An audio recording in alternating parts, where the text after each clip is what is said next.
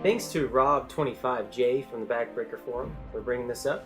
He wanted to know what the pros and cons of each defensive set was. Always remember, the game of football is a chess match.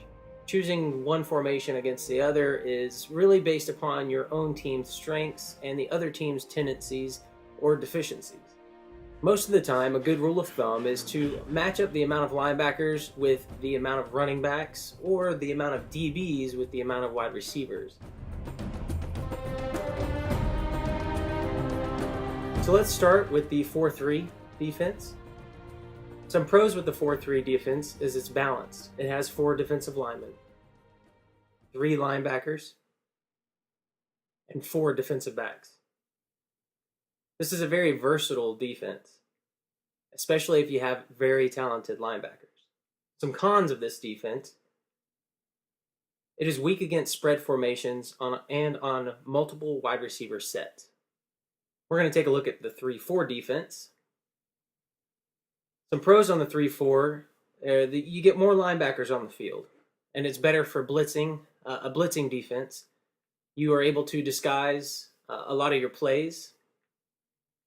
You'll be able to do delayed blitzes. You have a speed rusher on the outside if you'd like to rush with your linebackers. There's a lot of advantages as long as you have some very talented linebackers. Your cons: you get knocked off the ball. Sometimes you get caught in a 3-4 defense in a zone. Maybe a linebacker has a stunt, and you'll get pushed off the ball.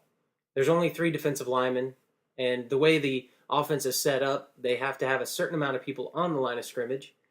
So when you talk about a 3-4 defense, it's usually leaving a couple gaps that they could hit, and if they hit it hard enough and get enough push, they're going to break the line of scrimmage. The 3-4 is not that good against power teams. We're going to look at the 4-4 defense. The pros of the 4-4 is you have 4 linebackers on the field.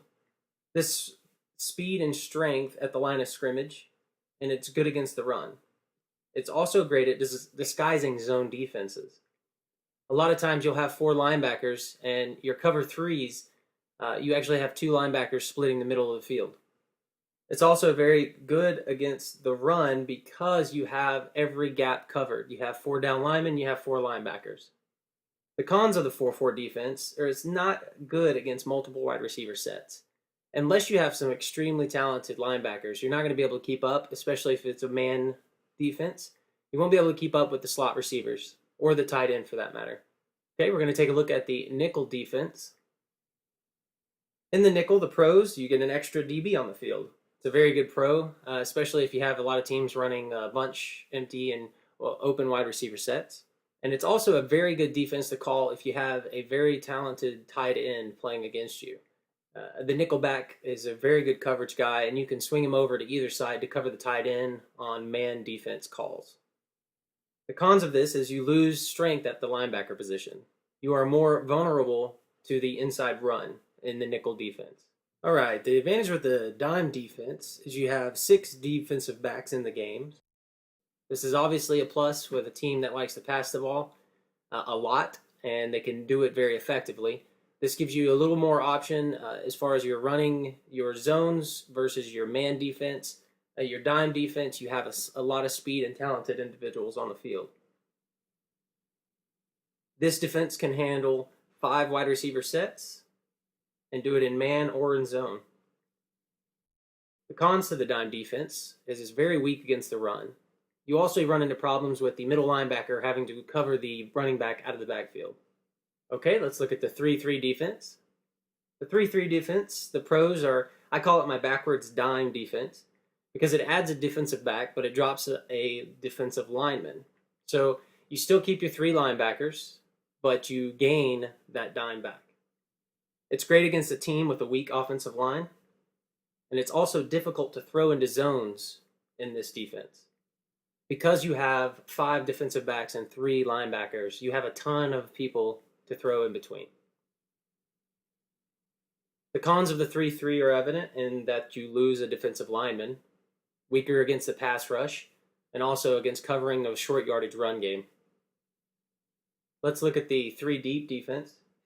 The pros of this defense is there's a coverage front for any wide receiver core that you will come across. 5 receiver sets, easily covered. You can run zone or man and cover the field very effectively.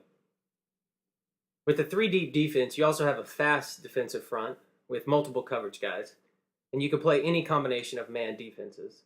The cons are the short screens, and it really depends on your call on this one, but short screens, bubble screens, those are very effective against this defense because you have so many people back there. You're able to throw a short pass and set up some blocking. Let's take a look at the 4-6 defense. On this defense, your pros, obviously you have 6 defensive linemen at the line of scrimmage. This covers up man for man, all the offensive linemen plus a tight end. You're able to stuff the run at the line of scrimmage. The con to this one is, other than just passing the ball, if they want to throw a pass, the other con is if the running back breaks the first line, which is your defensive lineman, then he's got daylight. It takes 1 or 2 missed blocks and he's gone. There's no one in the back to cover this.